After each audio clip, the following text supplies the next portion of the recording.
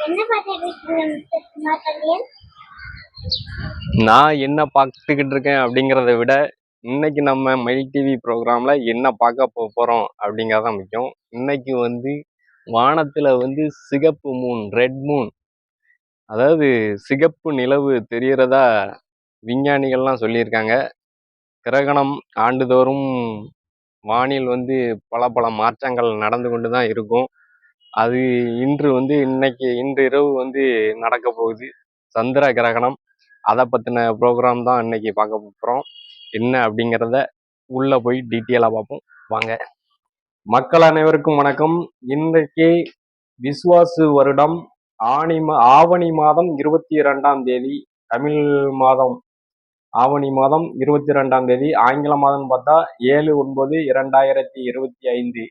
இன்னைக்கு வந்து வானில் வந்து ஒரு மிகப்பெரிய ஒரு அதிசயம், அற்புதம் வந்து இயற்கையாக இந்த பூமியில வந்து பல ஆச்சரியங்களும் அற்புதங்களும் நடக்கிறது வந்து ஒரு இயல்பான விஷயம்தான். அப்படி ஒரு நிகழ்வு வந்து இன்று இரவு வந்து வானில் வந்து ஒரு நிகழ்வு நடக்க போகிறது. அது என்ன அப்படின்னா சந்திர கிரகணம். சந்திர கிரகணம் ஆண்டுதோறும் பல பல மாற்றங்கள்ல தோன்றும். முந்தைய காலத்துல எல்லாம் நான்லாம் சின்ன பிள்ளையா இருந்தப்போ இந்த சந்திர கிரகணம் நடக்கும்போது அப்போலாம் நாங்க இருக்கும்போது தெருவில் பல பகுதிகளில் மின்சார வசதிகளே அந்த காலகட்டத்தில் இல்லாமல் இருக்கும்போது சந்திர கிரகணம் தோன்ற போது அப்படின்னா பெரியோர்கள்லாம் வந்து ரொம்ப நம்மளை பயமுறுத்தி இந்த கிரகணம் தோன்றதுக்கு முன்னாடியே சாப்பிடணும், இல்லாட்டி சாப்பிட்ட உணவு வந்து விஷமா மாறிடும். இது என்ன அப்படின்னா நிலவை வந்து சர்ப்பம் தீண்டும். இந்த சர்ப்பம் வந்து நிலவை சாப்பிட டைமு. அதுக்கு முன்னோர்கள் வந்து நிறைய கதைகள்லாம் சொன்னாங்க. முன்னோர்கள் வந்து உண்மையா சொன்ன கதைகள் அப்படியே மருகி மருகி மருகி இன்னைக்கு அது பெரிய மாற்றமாவே மாறிடுச்சு. இது ஆன்மீக ரீதியா பார்த்தோம்னா இந்த இந்த இதை எடுத்துக்கலாம். அறிவியல் ரீதியாகவும் பல முன்னேற்றங்கள் வந்து நாடு அடைஞ்சிருக்கு. இன்னைக்கு விண்வெளிக்கு சென்றே நம்ம வந்து சந்திரனை நேர்ல பார்த்துட்டு வந்துட்டாங்க நம்ம மக்கள். அந்த அளவுக்கு நம்ம நாடு முன்னேறி இருக்கு. அப்படி அறிவியல் ரீதியாக பார்க்க போனா இது ஒரு மாற்றம், இயற்கையாகவே நடக்கும் இந்த மாற்றம். ஆனா இயற்கையை வந்து கணிக்கிறதுக்கு, அதோடைய தன்மையை கணிக்கிறதுக்கு இதுவரைக்கும் மனிதனால எதுவும் முடியாது. சந்திரனுக்கு சென்று வர்றதுக்கு அளவுக்கு நம்ம முன்னேறியிருந்தாலும் இயற்கையோடைய நிகழ்வுகளை வந்து கணிக்க யாராலையும் இதுவரைக்கும் முடியாது. அது எப்போ எப்படி நடக்கும் என்னங்கிறது முன்னெச்சரிக்கைகள், ஒரு தோன்றல்கள், முன்னெச்சரிக்கையா ஒரு இது அந்த நிகழ்வுகளை பார்த்து தெரிஞ்சுக்கலாமே தவிர இது இப்படித்தான் நடக்க போகுது, இயற்கையில இப்படிதான் நடக்க போகுது அப்படின்னு கணிச்சு சொல்றதுக்கு இது வரைக்கும் ஆள் கிடையாது. அந்த மாதிரி நடக்க போற முன் நிகழ்வுகளை வந்து இந்த சந்திர கிரகணம் நடக்க போகிறது அப்படிங்கிறத அறிவியல் ரீதியாக பல்வேறு ஆராய்ச்சியாளர்கள் கணிச்சு சொல்லியிருக்காங்க. இந்த கணிப்புல வந்து இன்றைக்கு நடக்க போகிற இந்த சிகப்பு நிலவு சந்திர கிரகணம் இத பல யூடியூபர்ஸ்கள் வந்து பல பல உருட்டுகளை உருட்டிக்கிட்டு இருக்காங்க. அவங்களுக்கு தெரிஞ்ச அளவுக்கு பல உருட்டுகளை உருட்டிக்கிட்டு இருக்காங்க. இதெல்லாம் தவறான செயல். அதை வந்து அவங்க தொழிலுக்காண்டி உருட்டுறாங்க.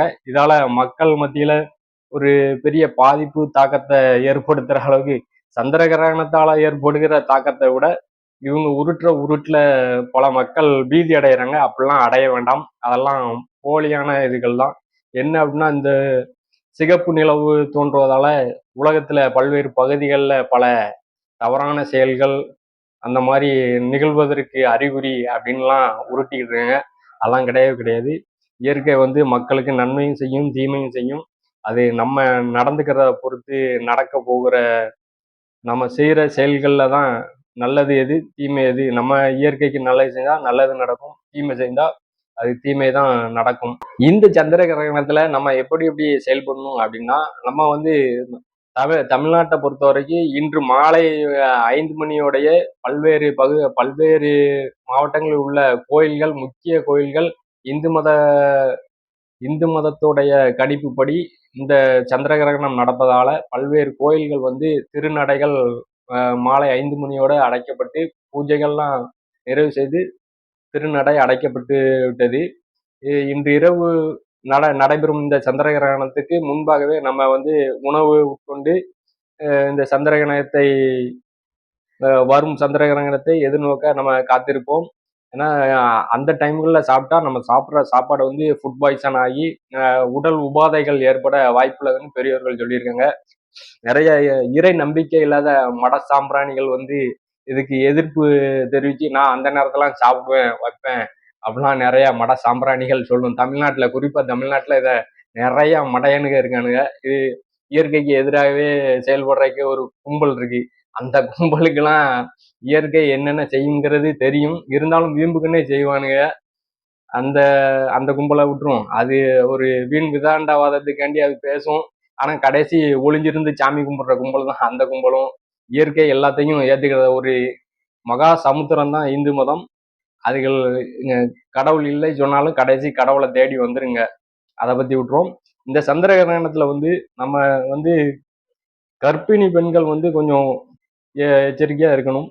அவங்களுக்கு அந்த குழந்தை பேரு நடக்கிற டைம்ல வந்து சில அதிர்வுகளால எந்த இதுவும் இல்லாத அளவுக்கு வீட்டை விட்டு வெளியே செல்லாமல் வீட்டிலிருந்து பாதுகாப்போடு இருக்கணும்னு நம்ம கேட்டுக்கிறோம்.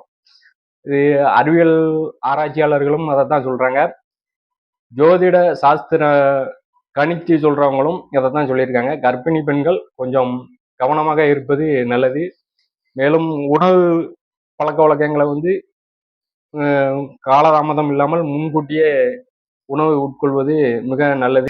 என்னதான் பூமியில வந்து மனிதனுக்கு பாதிப்பு ஏற்படுத்தும் வகையில இயற்கை செய்தாலும் அதற்கு ஈடு செய்வதற்கு நிறைய வாய்ப்புகளையும் இயற்கை மனிதனுக்கு செய்துள்ளது. அப்படி பாதிப்புகள் ஏற்படும் பல கதிர்வீச்சுகள் தாக்கும் நேரத்தில் வந்து மனிதர்களை காத்து கொள்வதற்கு இயற்கை பல நன்மைகளையும் நமக்கு உருவாக்கி கொடுத்துருக்கு. அப்படி உருவாக்கப்பட்டதுதான் தர்பை புல். தர்பை புல் வந்து எந்த ஒரு கதிர்வீச்சையும் மனிதனை காப்பாற்றுவதற்கு ஒரு நல்ல ஒரு எதிர்ப்பு சக்தியாக தர்பை புல் விளங்குகிறது. இந்த தர்பை புல்லை வந்து நம்மளுடைய உணவு பதார்த்தங்கள் மீதும் நம் வீடுகளிலும் இந்த தர்பை புல்லை வைப்பதனால இயற்கையால் நமக்கு ஏற்படும் கதிர்வீச்சுகளால் நமக்கு ஏற்படும் பாதிப்புகளை தடுக்க இந்த தர்பை புல் மிகவும் அவசியமான ஒன்றாக இருக்கும். முடிஞ்ச அளவுக்கு நாட்டு மருந்து கடைகளிலும் கோயில்களில் இந்த மாதிரி பூஜை பொருட்கள் வியாபாரம் பண்ணும் இந்த கடைகளில் இருக்கிற தர்பை புல்லை வாங்கி பாதுகாப்பாக வைத்து மனித இனத்தை காத்து கொள்ளலாம். இயற்கைக்கு நன்மை செய்து நாமும் இயற்கையோடு இணைந்து நல்வழிப்படுத்தி இந்த பூமியை காத்திடுவோம். சுற்றுப்புறம் இருக்கும் மனிதர்களையும் காத்திடுவோம். நன்றி, வணக்கம்.